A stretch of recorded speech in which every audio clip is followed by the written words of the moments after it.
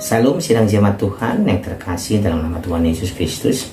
Kita bersyukur atas anugerah Tuhan, kasih Tuhan yang kita rasakan hari ini. Saya percaya sidang jemaat Tuhan dalam keadaan sehat dan selalu bersuka cita dan selalu dalam anugerah Tuhan. Hari ini kita akan merenungkan firman Tuhan yang menguatkan iman kita, dan firman Tuhan juga yang memberikan suatu pelajaran yang berharga buat kita. Sebelum kita masuk dalam renungan kita memuji Tuhan, kita katakan kepada Tuhan, waktu Tuhan.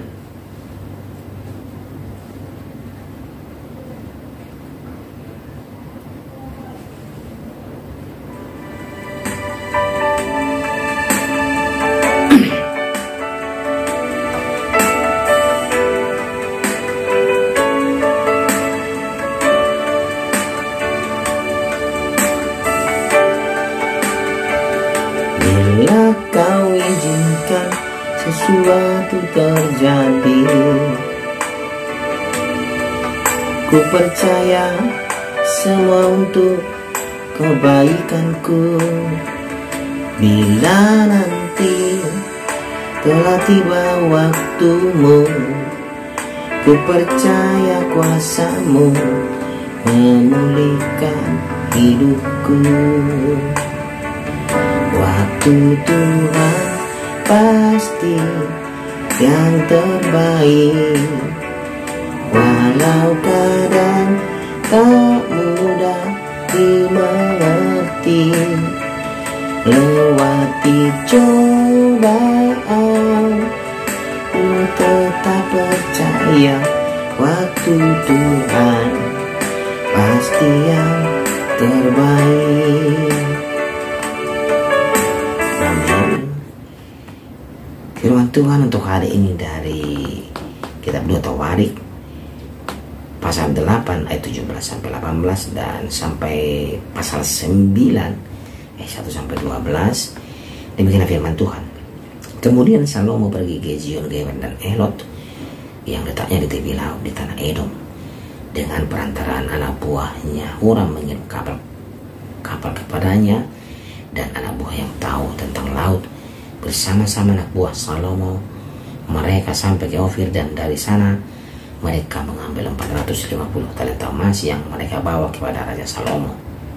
Ketika Ratu negeri Sheba mendengar kabar tentang Salomo, maka dengan pasukan pengiring yang sangat besar dan dengan unta-unta yang membawa rempah-rempah, banyak emas dan batu permata yang mahal-mahal, datanglah ia ke Yerusalem hendak menguji Salomo dengan teka-teki. Setelah ia sampai kepada Salomo, dipercakapannya lah segala yang ada dalam hatinya dengan dia. Dan Salomo menjawab segala pertanyaan ratu itu.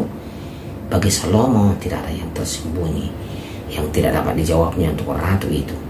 Ketika Ratu negeri Sheba melihat hikmat Salomo dan rumah yang telah didirikannya, makanan di mejanya, cara duduk pegawai-pegawainya, cara pelayan-pelayannya melayani dan berpakaian, juru-juru minumnya dan pakaian mereka, dan korban bakaran yang biasa dipersembahkannya di rumah Tuhan, maka tercenganglah ratu itu. Dan ia berkata kepada raja, benar juga kabar yang kudengar di negeriku tentang engkau dan tentang hikmatmu, tetapi aku tidak percaya perkataan-perkataan mereka sampai aku datang dan melihatnya dengan mataku sendiri. Sungguh setengah dari hikmatmu yang besar itu belum diberitahukan kepadaku. Engkau melebihi kabar yang kudengar. Berbahagialah orang-orangmu dan berbahagialah para pegawaimu ini yang selalu melayani engkau dan menyaksikan hikmatmu.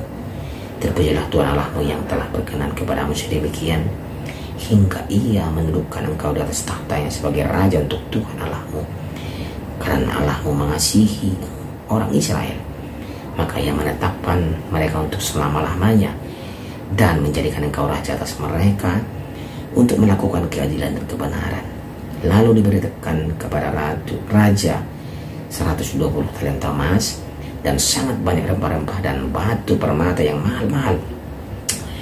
Tidak pernah lagi ada rempah-rempah seperti yang diberikan Ratu negeri Sheba kepada Raja Salomo itu. Lagi pula hamba-hamba Huram dan hamba-hamba Salomo yang membawa emas dari Ofir, membawa juga kayu cendana dan batu permata yang mahal-mahal. Raja mengerjakan kayu cendana itu menjadi tangga-tangga untuk rumah Tuhan dan istana raja, dan juga menjadi sapi dan gambus untuk para penyanyi. Hal seperti itu tidak pernah kelihatan sebelumnya di tanah Yehuda. Raja Salomo memberikan kepada Ratu negeri Sheba segala yang dikehendakinya dan yang dimintanya, melebihi yang dibawa ratu itu untuk raja. Lalu ratu itu berangkat pulang ke negerinya bersama-sama dengan pegawainya. Amin. Demikian pembacaan firman Tuhan. Tema kita pada hari ini adalah hikmat dari Allah. Sidang jemaat Tuhan yang terkasih, di era modern sekarang ini banyak idola-idola yang bermunculan, banyak juga yang begitu terkenal dan banyak penggemarnya dan banyak pengagumnya. Baik itu dia berkecimpung di dunia seni, di dunia bisnis, dan juga di ilmu pengetahuan atau yang lain-lain. Banyak penggemarnya, ya, jemaat Tuhan, dan dia terkenal sampai ke penjuru dunia ini. Tetapi sidang jemaat Tuhan, walaupun mereka sangat terkenal, ada satu orang yang jauh lebih terkenal dari mereka, yang memiliki hikmat yang luar biasa, itu Raja Salomo. Raja Salomo hidup sekitar abad ke-6 sebelum Masehi. Pada waktu itu, ketenaran Salomo itu hanya dari mulut ke mulut. Pada waktu itu belum ada jaringan komunikasi dalam bentuk apapun yang secanggih sekarang ini.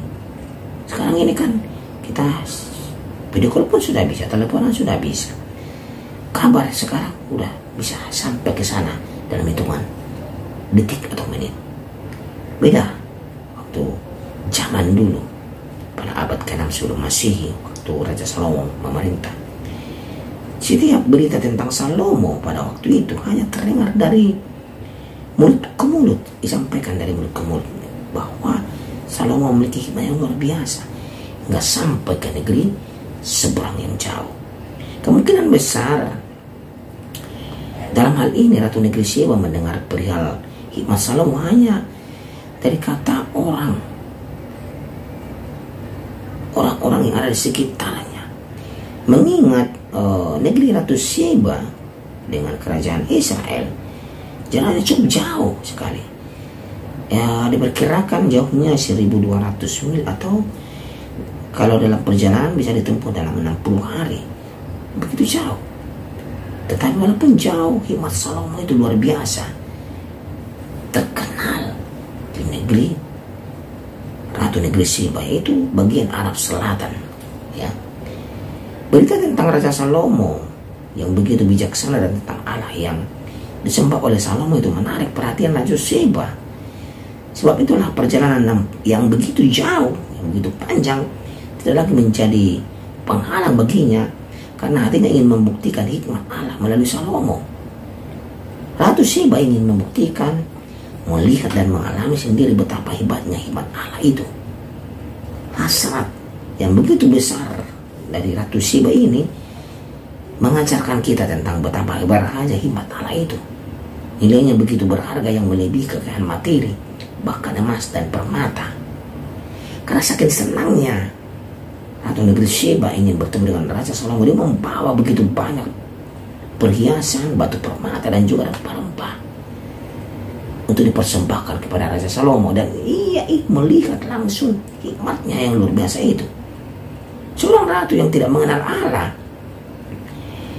dibuat takjub oleh hikmat Allah melalui Raja Salomo, sampai-sampai ia memiliki kerinduan sedemikian besar untuk melihat, membuktikan hikmat dan mengenal sang sumber hikmat itu.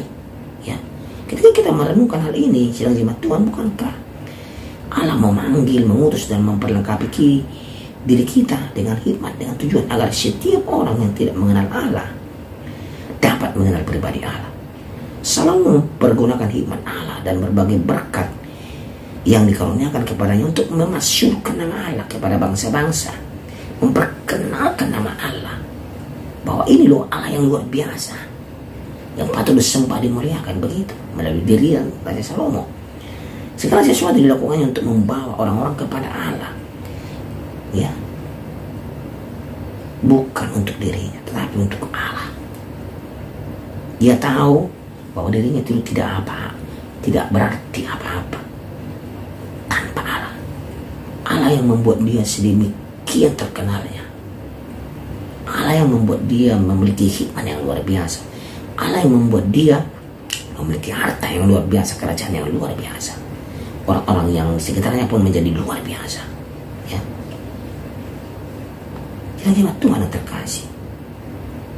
Kita pun pada zaman sekarang ini, biarlah lewat diri kita nama Tuhan dipermuliakan. Biarlah lewat diri kita keselamatan itu diperoleh bangsa lain yang belum mengenal siapa itu juru selamat, yaitu Tuhan Yesus Kristus. Saya dan percaya melalui kesaksian diri kita, banyak orang akan diselamatkan, amin. Banyak jiwa-jiwa yang akan datang kepada Tuhan. Banyak jiwa-jiwa yang rindu dan haus mendengarkan firman Tuhan, mendengarkan kabar baik dan sukacita daripada Tuhan. Saya kena percaya dengan jimat Tuhan. Lewat ini kita belajar bagaimana hikmat itu kita perlu dari Tuhan. Dan mari kita selalu peka dan memberikan yang terbaik untuk Tuhan dan untuk kemuliaan nama Tuhan, bukan untuk kemuliaan diri kita. Ya, kita berdoa. Terima kasih ya Tuhan untuk firman-Mu hari ini. Kami bersyukur ya Tuhan, kami belajar dari Raja Salomo yang memiliki hikmat yang luar biasa daripada Tuhan Allah. Lewat dia begitu banyak bangsa-bangsa yang ingin mengenal Allah lebih dekat lagi. Dan lewat dia pun nama Tuhan dipermuliakan. Terima kasih ya Tuhan. Dalam nama Tuhan Yesus Kristus kami berdoa. Amin. Waktu Tuhan pasti yang terbaik, walau kadang tak mudah dimengerti. Lewati cobaan, ku tetap percaya